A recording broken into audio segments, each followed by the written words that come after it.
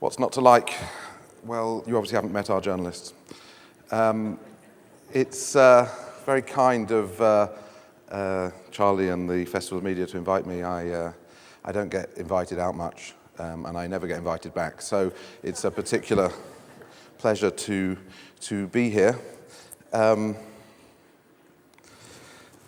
story I want to tell you starts about 8 years ago, and we, more particularly I, made an error. We were struggling a bit with what to do with Economist.com, and I had this idea that since The Economist was reasonably successful in print and obviously fulfilled a need that people had in their lives, that if we could meet that need for people online, then we could just carry on doing that and not have to have anything very disruptive happening to our business. So we went out and talked to a lot of people around the world to try and understand how the thing that was that they were doing with The Economist was moving online. And we found out that that actually wasn't moving, that experience of having their curiosity satisfied, that what we began to see as a sort of lean-back, immersive, ritual experience of reading, that wasn't moving online. That online was much more of a lean-forward, much more of a snacking experience, much more of an interactive experience. And that led us to do something very different online to what we had historically done in print, which was to create an interactive community of that very much involved our audience rather than just a monologue that had been our way in print. But then along came the Kindle originally, and then the iPad and other devices. We immediately saw that these were indeed lean-back devices. And even if you think about how Apple launched in most markets the iPad, they didn't talk about the specs of the iPad, they didn't talk about the functionality of the iPad, they just showed pictures of people leaning back and reading or watching videos on the iPad. So that made us realize that perhaps there was a new age of lean back, which we rather lamely called lean back 2.0. And that is what I want to talk to you about today. So in that second age, that lean forward age, we've developed a completely different approach to Economist.com than we have in print, a world of community, a world that engages our audience as much as it engages our journalists. But when you come to this new world, these are numbers of the amount of time that people spend reading The Economist on an iPad. And what you can see there is that the majority of people are reading it for an hour and a half or 2 hours. Now, those of you who run websites or are involved in websites will know that the idea of a sort of content website that people are engaging with and staying with for 2 hours is almost unheard of. But in a lean-back digital world, it's absolutely the norm. And they are truly immersed. They read in depth. Many of you will have seen studies of how little people read actually on the web. If you have a website, you actually find that if you've got more than 100 words, a short paragraph, that actually people read less than half of it, and by the time you've got to a couple of hundred words, they're reading about 10% of the content of a page. Another thing that's interesting is it is this sort of immersive but also quite solitary activity. That this is research from Pew, a big organization, a research organization in America, across all the tablet-owning audience in America. And what they found was that the tablet reading audience in America don't share when they're in reading mode. So when they're in Facebook mode, obviously they're doing Facebook on their iPads, then they're sharing. When they're emailing, they're obviously sharing. But when they're reading, only 16%, regardless of age, are sharing. And this discovery this thought about reading as a lean-back activity isn't just something about The Economist. It's true of, I think, a lot of successful publications in this new world. Many of you will know that Wired magazine launched to great fanfare on the iPad. Had every possible piece of functionality that you could cram onto an iPad. It took about 7.5 hours to download, but it was a very rich experience. But actually, over time, what's happened is among the Condé Nast titles, and these are two Condé Nast titles, of course, the New Yorker has actually proved to be the more successful, and it is very much like The Economist, a lean-back reading experience. Now, how big is that phenomenon going to be? Well, you've seen lots of numbers like this. I'm sure you'll see them over the next 2 days, and you'll have seen them everywhere that you go.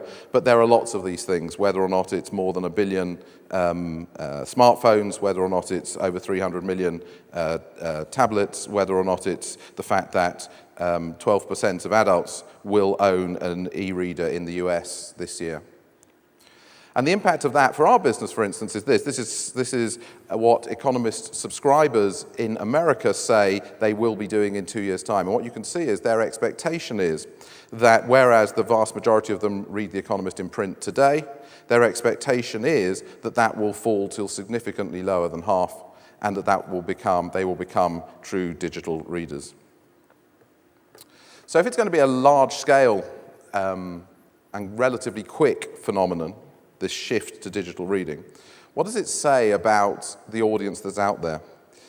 And this, again, relates to something a few years old for us. We had an idea a few years ago when we were thinking about what the drivers of success for a business like ours was.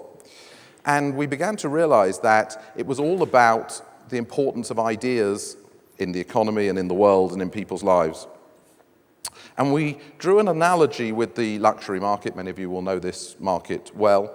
If you go back perhaps 25 years in the luxury market, it was a very straightforward market. There were luxury goods that rich people bought, and then the rest of us consumed mass market goods. But in fact, in this thrilling example of luggage, the market has become a lot more complicated. And you'll know a lot of these companies have been listing recently and planning to list, and the values that they have managed to achieve in the marketplace is testament to the size of the market that's opened up with this area of mass affluence. And we all pick areas that we choose to consume luxury in. For some, it'll be travel perhaps, for some it'll be clothing, not me particularly, but for some it'll be cars, for some it'll be audiovisual equipment, for some it'll be wine. And we believe that a similar thing is happening in media. If you take a traditional view of media, there was kind of elite media epitomized by Davos, the World Economic Forum, not a million miles away from here, 2,050-year-old white men up a mountain telling the rest of the world what to think, and the rest of us reading People magazine. And that was kind of the view of traditional view of media, perhaps.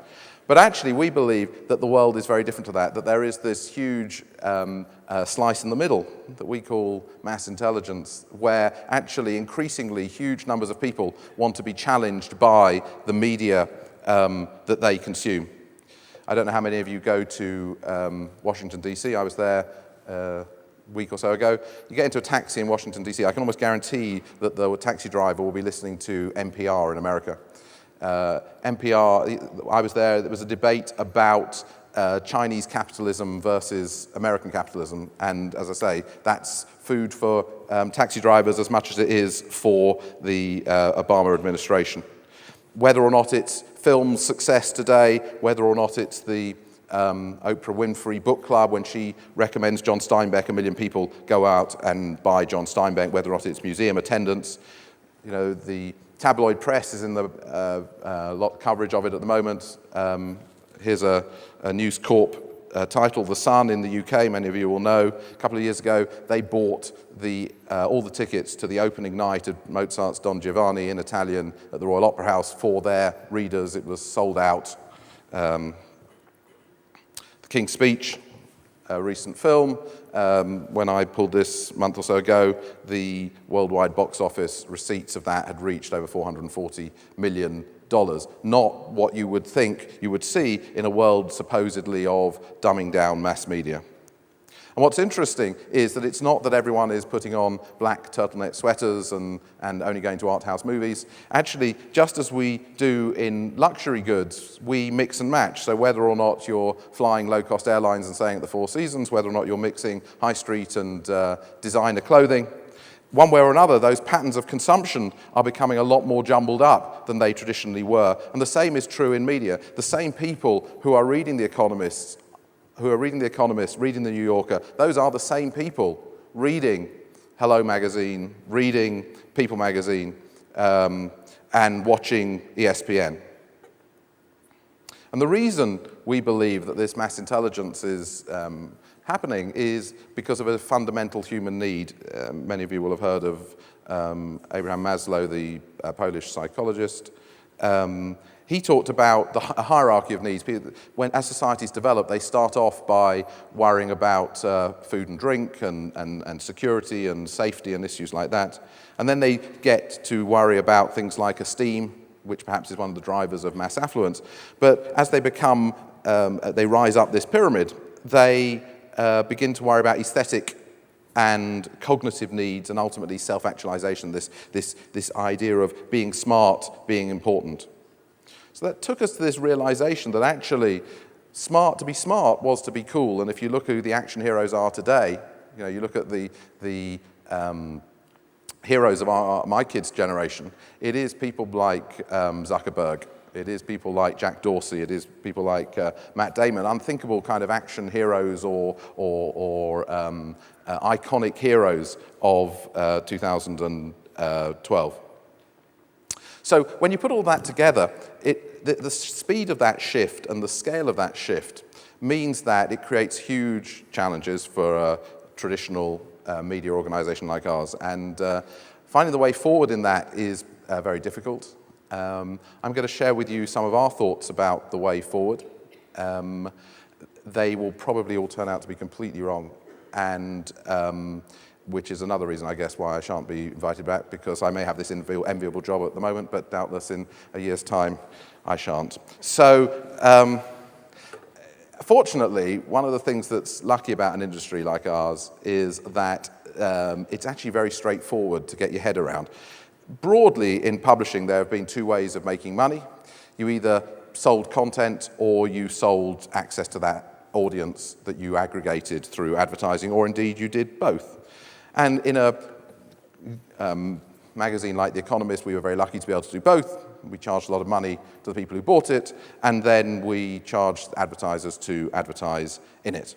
So it sits there neatly in the top right-hand quadrant, as all good business 2x2s should. However, there are four big things happening. One is this rise of digital reading that we were talking about. The second is that many of you are taking money away from print in your budgets and allocating it to the web. The third is the fact that actually a lot of money is moving away from traditional advertising anyway towards other kinds of marketing. And finally, the rise of social media and everything that's doing, both in the way in which people find and consume information, but also in the way in which advertisers are seeking to reach audiences. Now, our solution to that is to take this thought about lean back and lean forward, and actually, rather than having one product that does everything, is actually to think about them as two actually rather discrete products, a lean back digital experience, but also a lean forward interactive community experience. Now, from a business model point of view, it's one brand, a lot of the content is shared, a lot of the audience overlaps, so it's actually very cost effective to build that, because you don't have to build all the infrastructure that supports it twice. But if we overlay that on our 2x2, basically that lean back digital can sit in much the same place that print did. You can sell access to it. We now have over 125,000 paying subscribers to The Economist digitally, in addition to the 1.5 million people who pay for it in print. But you also have this extraordinary opportunity. We have tens of millions of people who come to us to engage with us and each other online in an ad-driven model. But it's not quite as straightforward as that. The fact is that I don't expect that advertising in digital will be as powerful as a revenue driver as it has been in print, so that kind of slides a bit that way. And the fact is, we still have paywalls online, and it also supports various subscription drives that we do. So it's not quite as straightforward as sitting in those quadrants, but it's basically that. So we have those two, and then recognizing what else is going on, we also recognize that as a traditional publisher, we have to do all sorts of other things. And that's led us, for instance, to buy an agency called TVC that helps organizations to tell their stories. We've launched an advertising network called the Ideas People channel, which takes this extraordinary audience, the mass intelligent, and reaches them across a whole range of publishers. And we're also, I hope, pretty good at helping organizations to be and present themselves as thought leaders. So when you think about that from a business model point of view, it's still the case that running an organization, running a business in media is still relatively straightforward. So let's start with getting people to pay and how that drives profit. Well, it's not all that complicated. There are basically 4 drivers of profit in circulation. There's how much you charge, there's the cost of acquiring your audience, there's the cost of distribution, and then there's how many you can sell. Now, if we start with price, it's also interesting. This is some Nielsen data, came out just a month or so ago relating to Q4 2011. What's interesting is this is the percentage of people who own a tablet in America who have paid for content in these various categories.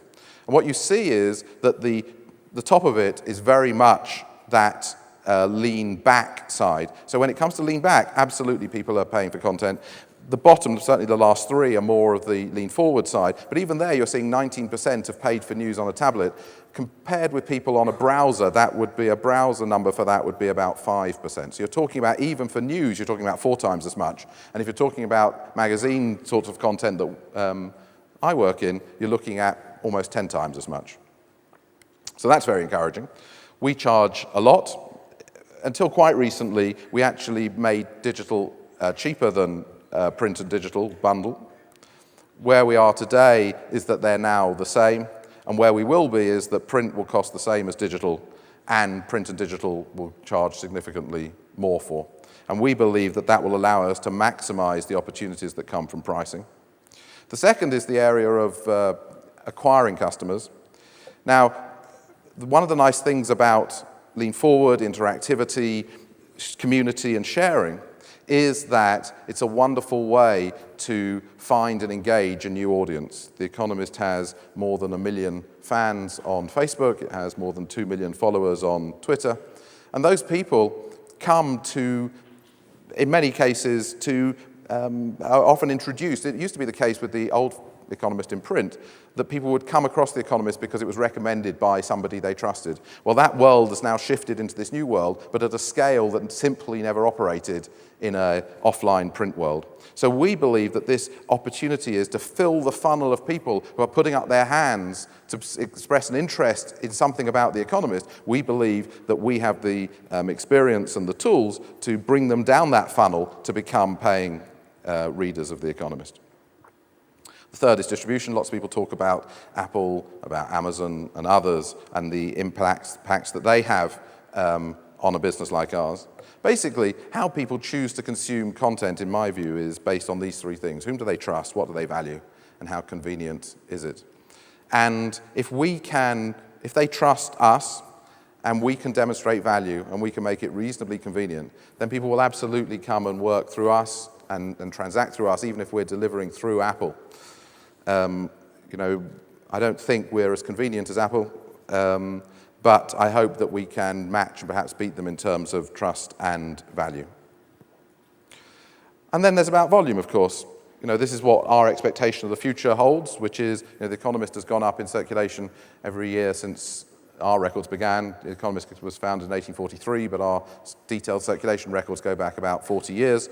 The Economist has risen in circulation every year over that 40 years. We expect that to continue, but the mix will change. And I would hope that within 5 years we'll be at 2 million. Now, if you turn to the other side of the business around advertising and marketing services, three major challenges, which all of you will know, of course. Some of these are good news for you, some of these are good news for us. Not that I want to imply that we're in any way on opposite sides of anything. First of all, that when advertising moves from print to digital, dollars become cents. Secondly, tablet advertising is, for the foreseeable future, not going to be a huge market. And thirdly, this idea that advertising as a total share of marketing is decreasing. So first of all, this print dollars becoming advertising cents, and it's not just that, it's also the fact that the majority of that money goes to a very few companies, as many of you will know. Well, our solution to that is all around the community that is Economist.com. Because, first of all, community-generated content is cost-effective to generate. If you're a sort of traditional publisher who is generating content at, say, $500 a story, and you're only monetizing that at $100 a story, the bigger you get, the more money you lose. If you can actually harness the intelligence and the goodwill and the excitement of your audience, that's a very cost-effective way to do it. But it's also, among advertisers, exactly what they want to tap into. They want to tap into being part of the conversation, being part of the engagement. The second is this issue that as budgets migrate to digital editions on tablets, one way or another, the money isn't migrating necessarily at 100%. Now, our solution to that is around seeing tablet advertising as kind of the best of both worlds. Those of you who've seen advertising on an iPad, it's beautiful print plus light advertising. It has all the sort of brand engagement of print, but it has all the interactivity and measurability of online. And as far as this idea of advertising money moving out of advertising towards other kinds of marketing services, this was some research we did around 300 or so marketing directors around the world and asked them how they saw the effectiveness of various kinds of marketing. And what you can see is advertising is seen as increasingly less effective, and these other kinds of sort of brand activationists being seen as more effective. And that's nothing to do with print. As you can see, even social advertising on Facebook and other places, is seen as, among the CMOs that we polled, seen as less effective, whereas influencer marketer, thought leadership, PR is becoming increasingly effective. So in all, our solution to that is to recognize that you have to play in all three parts of paid media, traditional advertising, if you like. You have to help clients to earn media, but you also have to help clients to make their assets work hardest through their owned media. And we are attempting to play in all three spheres. So when you put all of that together, this we're actually the most profitable we've ever been. So where it says now, that isn't zero, this is just relative numbers. And you look to where you think we might be in 5 years' time, we absolutely think print advertising will take our profit down. We think that print circulation will go down, but that digital advertising, other kinds of marketing, but in particular the profit we can make from digital circulation will actually mean that in 5 years' time, with any luck, we will continue to be the most profitable we've ever been. So, we are in an industry of huge disruption. There's nothing new in that disruption. It's always been a disrupted industry. But people often ask me why The Economist is successful. And there are some reasons for that, perhaps. But the biggest reason is that we are very, very lucky. As I say, The Economist was first published in 1843. If you go and look at the first article in the first issue of The Economist in 1843, September 1843, the first article ever published in The Economist was an article about Brazil. Now, in 1843, no one was interested. We didn't do a focus group that said, I know, globalization, let's test that out. We have written about these subjects for 170 years, and more recently than that, people have started to get interested in them too. We didn't pick English as our primary language. We didn't sit and do a business case for English versus Spanish versus Chinese, but it just so happened that we got lucky and English became the closest that we have perhaps to a universal language. Then we have this trend of mass intelligence. We didn't invent that, but the power of ideas today, the curiosity that people have about what's going on in the world, that's something that we have benefited from. And we believe that Lean Back 2.0, as lame as the name may be, that we believe that that is the latest trend that we're going to be able to benefit from. So I have no idea whether any of that's true, but if it is, and I do get an invitation back in a couple of years, then I can come and tell you how it went.